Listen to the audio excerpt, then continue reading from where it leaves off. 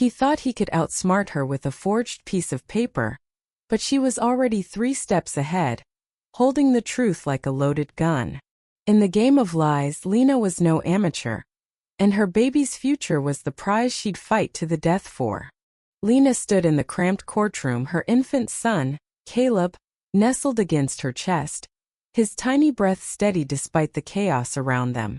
The air was thick with tension, the kind that makes your skin prickle and your heart pound like a war drum. Across the room, her brother-in-law, Derek, slouched in his chair, his cheap suit wrinkled and his eyes fixed on the floor. He'd always been a smooth talker, the kind of guy who could sell ice to a snowman, but today his charm was nowhere to be found. Lena's gaze burned into him, her lips curling into a faint, dangerous smile. She knew his secret and soon everyone else would too. 2 years ago, Lena's life had been a different story.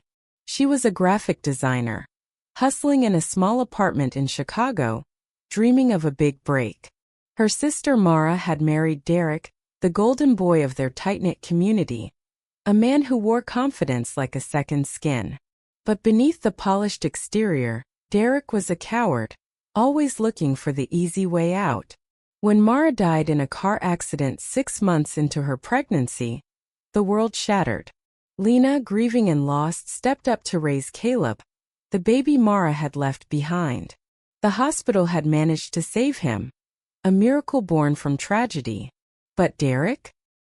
He vanished, claiming the child wasn't his, leaving Lena to pick up the pieces alone. At first, Lena didn't care about Derek's absence. She had Caleb, her tiny piece of Mara, with his wide brown eyes and the same dimple his mother had. But raising a child alone wasn't just hard, it was a financial sinkhole. Diapers, formula, Dakerite all added up faster than Lena's freelance gigs could cover. She swallowed her pride and tracked Derek down, demanding he take responsibility. That's when he pulled his first card. A paternity test, conveniently showing he wasn't the father. The document was crisp, official-looking, stamped with the lab's logo. Lena's heart sank when she saw it, but something about it felt off. The dates didn't line up, and the lab's address led to a strip mall with a nail salon and a vape shop. Derek's smug grin as he handed it over was the final straw. She wasn't just fighting for child support, she was fighting for justice. Lena wasn't the type to back down. Growing up in a rough neighborhood, she'd learned to spot a lie from a mile away. Her mother used to say, "Trust your gut, Lena, because people will sell you a bridge if you let them." So she dug. She called the lab, only to find it didn't exist. She tracked down the doctor's name on the report, a Dr. Samuel Klein, who turned out to be a retired podiatrist with no connection to paternity testing. The deeper she went, the uglier it got. Derek had paid a buddy to whip up the fake document, thinking Lena would fold. He underestimated her. Big mistake. The courtroom was her battleground now. Lena had spent months gathering evidence, scraping together every penny for a lawyer who believed in her. Her attorney, Ms. Carter, was a no-nonsense woman with a sharp tongue and a knack for tearing through bullshit. As the hearing began, Derek's lawyer stood, waving the forged paternity test like a flag of victory. "Your Honor," he drawled, "this document clearly shows my client is not the father. This case is baseless." Lena's stomach churned, but she kept her eyes locked on Derek. He shifted uncomfortably, his fingers twitching. "Got you," she thought. Miss Carter rose, her heels clicking against the hardwood floor. "Your Honor, we have evidence that this so-called paternity test is a fabrication." The room buzzed. Lena handed Caleb to her friend in the gallery and stepped forward, her heart racing but her voice steady. She presented her findings. Emails between Derek and his friend, bank records showing a payment for the forged document, and a sworn statement from the real lab technician who'd run the actual test. The real test, the one Lena had insisted on, confirmed Derek was Caleb's father beyond a doubt. The judge, a stern woman with gray streaks in her hair, leaned forward, her eyes narrowing. "Mr. Thompson," she said, addressing Derek, Do you care to explain why you submitted a fraudulent document to this court? Derek stammered, his face flushing red. His lawyer tried to interject, but the judge silenced him with a look. Lena felt a surge of triumph, but it was bittersweet. This wasn't just about money, it was about holding a man accountable who thought he could lie his way out of his own child's life. As the judge reviewed the evidence, Lena's mind drifted to Mara. She could almost hear her sisters laugh, see her dancing in their old living room to bad pop music. Mara had loved Derek, believed in him, and he'd betrayed her memory. Lena wasn't just fighting for Caleb, she was fighting for Mara, for the life she'd never get to live. The courtroom faded as she remembered the late nights rocking Caleb to sleep, whispering promises to him. "I'll never let you down, little man," she'd say, kissing his forehead. Now she was keeping that promise. The judge's gavel snapped Lena back to reality. "This court finds the submitted paternity test to be fraudulent," she declared. "Mr. Thompson, you are ordered to pay child support, retroactive to the child's birth, and cover Ms. Harper's legal fees." The room erupted in murmurs. Derek's head dropped, his shoulders slumping in defeat. Lena exhaled, her body trembling with relief. She'd won, but the victory felt heavy. Caleb deserved a father, not a liar who'd rather fake a test than step up. As the hearing adjourned, Lena stepped outside, the Chicago wind biting at her cheeks. She held Caleb close, his warmth grounding her. The city stretched out before her, a maze of lights and noise, but for the first time in months she felt steady. Derek might have thought he could outsmart her, but Lena was built from tougher stuff. She was a mother, a sister, a fighter. And she'd just shown the world what happens when you underestimate a woman with everything to lose. The fight wasn't over. Derek would probably appeal, drag it out, try to weasel his way out again. But Lena was ready. She'd already outplayed him once, and she'd do it again if she had to. For Caleb, for Mara, for herself.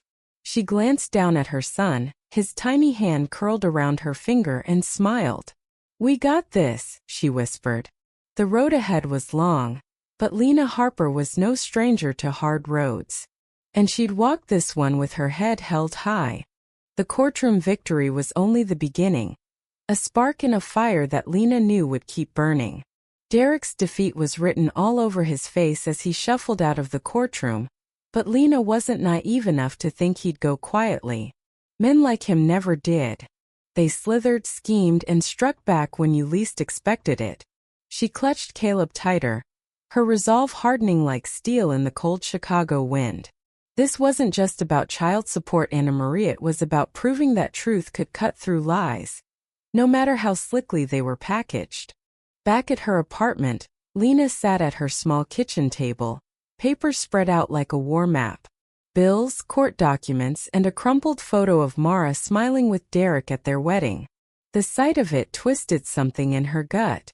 How had it come to this? Mara had believed in love, in family, in Derek. And now Lena was left to clean up the mess he'd made. Caleb babbled in his high chair, smearing mashed peas across his tray, oblivious to the weight of the world on his mother's shoulders. Lena reached over, wiping his tiny hands, and whispered, "We're gonna be okay, kiddo." But the words felt like a prayer she wasn't sure would be answered. Derek didn't waste time. Within days, Lena got a call from Ms. Carter. "He's appealing," she said, her voice clipped but calm. "Claims the real paternity test was mishandled. He's got a new lawyer, some hotshot from downtown." Lena's heart sank, but her anger flared brighter. Of course he'd try again. Derek wasn't fighting for Caleb, he was fighting for his ego, his wallet, his freedom to walk away clean. Lena hung up, her hands shaking, and called her best friend Tasha, who'd been in the courtroom gallery cheering her on. "Derek's pulling more crap," Lena said, pacing her living room. Tasha, a nurse with a mouth as sharp as her instincts, snorted. "That man's got the spine of a jellyfish. What's his play now?"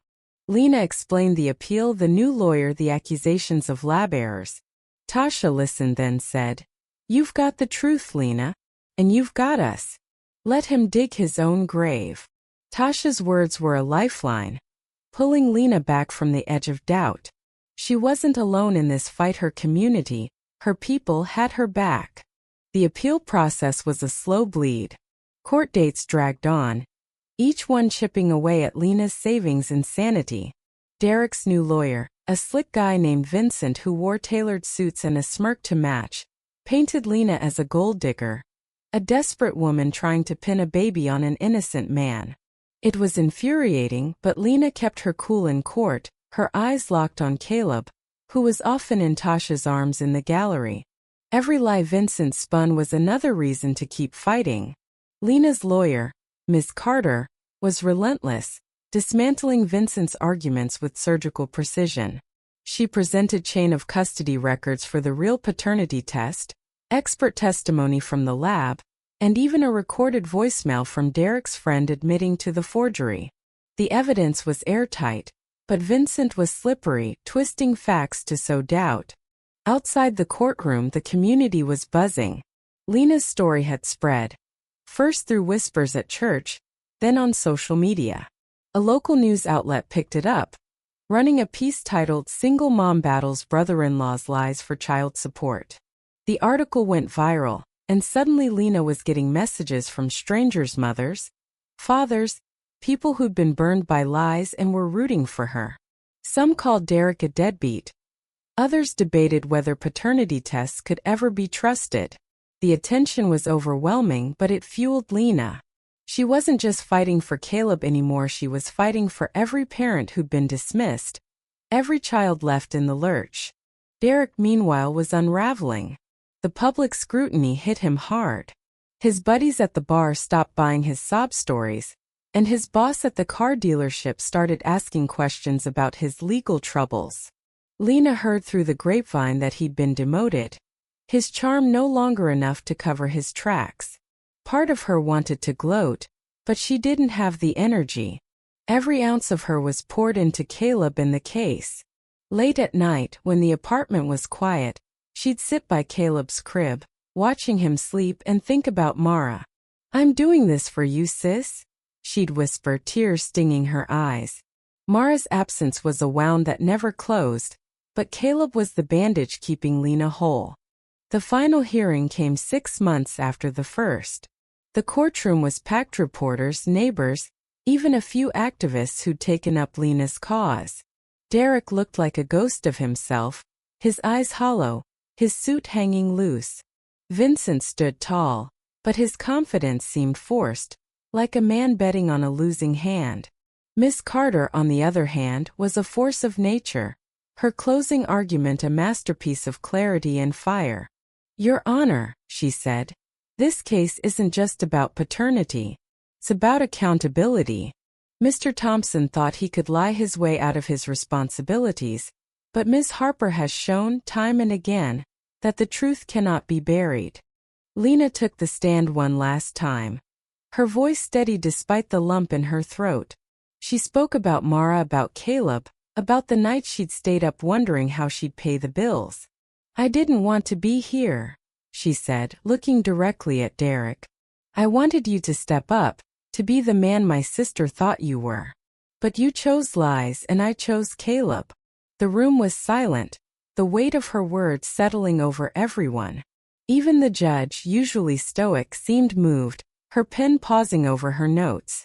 The verdict came swiftly. The judge upheld the original ruling, dismissing Derek's appeal and adding punitive damages for his egregious attempt to deceive the court. Lena felt the air rush out of her lungs, her knees weak with relief. Tasha hooped from the gallery, and Caleb let out a happy gurgle, as if he knew they'd won. Derek didn't look up as the gavel fell. For the first time he seemed small, insignificant, a man who'd gambled and lost everything. Outside, the press swarmed, but Lena kept her statement short. "This is for Caleb," she said, holding him up for the cameras, "and for every parent fighting for their kid." She didn't mention Derek. He didn't deserve her words. Back home she sat with Tasha, sipping cheap wine and laughing for the first time in months.